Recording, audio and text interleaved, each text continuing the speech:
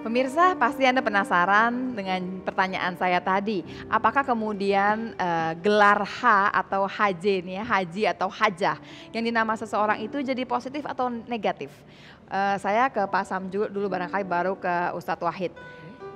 Kalau positifnya gini, mengingatkan kita udah haji loh, jangan aneh-aneh gitu ya. Atau barangkali maksudnya riya nih ya disebut-sebut. Ya, bismillah, alhamdulillah, salatu wassalamu ala rasulullah. Jadi pertama penempatan kata huruf H dan hajah di depan nama.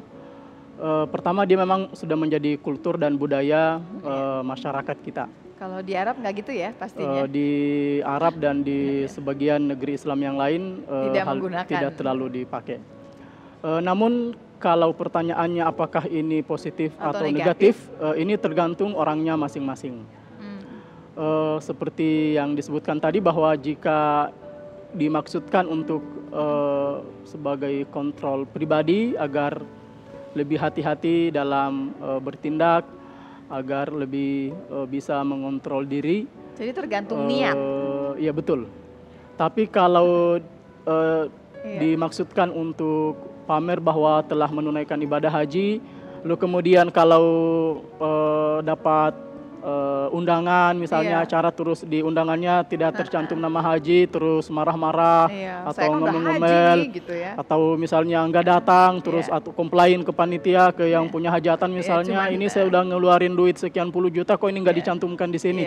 Maka ini satu contoh yang ini Pak Sam sebetulnya menceritakan keadaan yang biasanya terjadi loh Pak Ustadz Wahid ya kan. Iya. Jadi tergantung kita menyikapinya tergantung niat masing-masing. Namun jika ada orang misalnya satu tokoh tertentu, satu ustadz, seorang kiai yang tidak juga kadang kurang suka ditulis nama dengan mencantumkan haji di depan namanya, maka tentu kita juga harus menghargai dia tidak mau dicantumkan tadi ya. Saya yakin Pak Sam, apalagi Pak Ustadz Wahid saya tahu tiap tahun ya Pak ya, biasanya haji Pak cuma tahun ini aja kali ya Pak ya.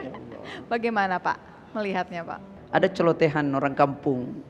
Ustadz, kenapa kalau habis haji kok mesti pakai H? Kenapa habis sholat nggak pakai S? Gitu. Ini celotehan orang kampung. Artinya sebuah ibadah ya kewajiban, tidak perlu diketahui manusia dan tidak perlu minta harga dari manusia, karena itu harganya kepada Allah, karena Allah yang akan memberikan surga. Hal hajju mabrur laisa lahu jazaa ilal jannah. Bukan saya yang memberikan. Tetapi jika orang pakai itu, ya apa yang mau disalahkan tidak bisa disalahkan, apalagi itu sebagai pengontrol diri. Ya, selama niatnya niat yang positif, kita lihatnya positif juga begitu ya Pak Sam, Pak Ustadz ya. Pak, kita sampai di penghujung acara nih Pak. Jadi pada dasarnya Pak Ustadz Wahid mesti menyimpulkan mengenai ibadah haji dan kemudian mengingatkan kembali mengenai makna Arafah, baik yang kita di sini maupun yang melaksanakan ibadah haji.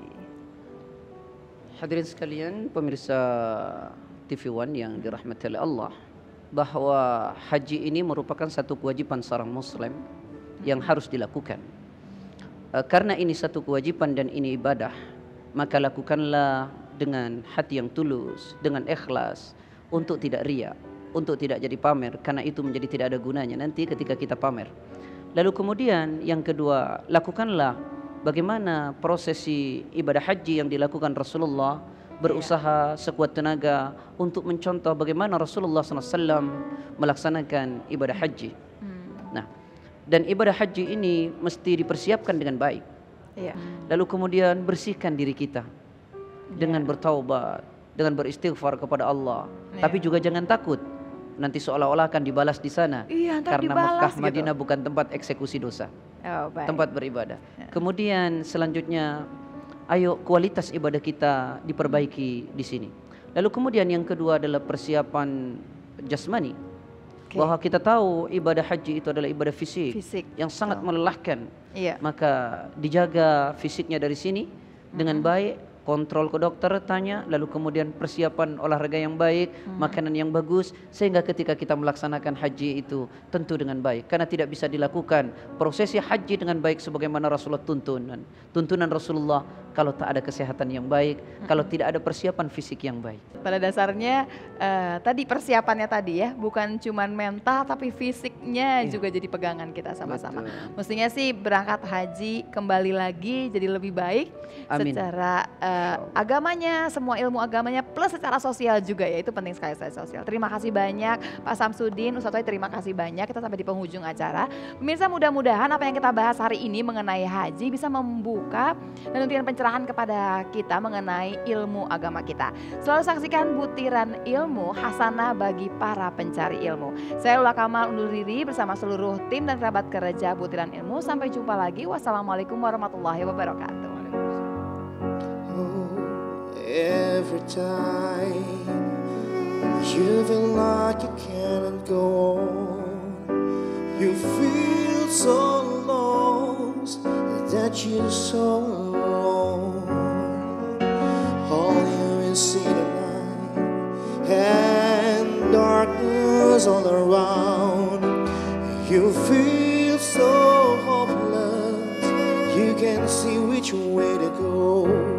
Don't despair, never lose hope, 'cause Allah is always by your side.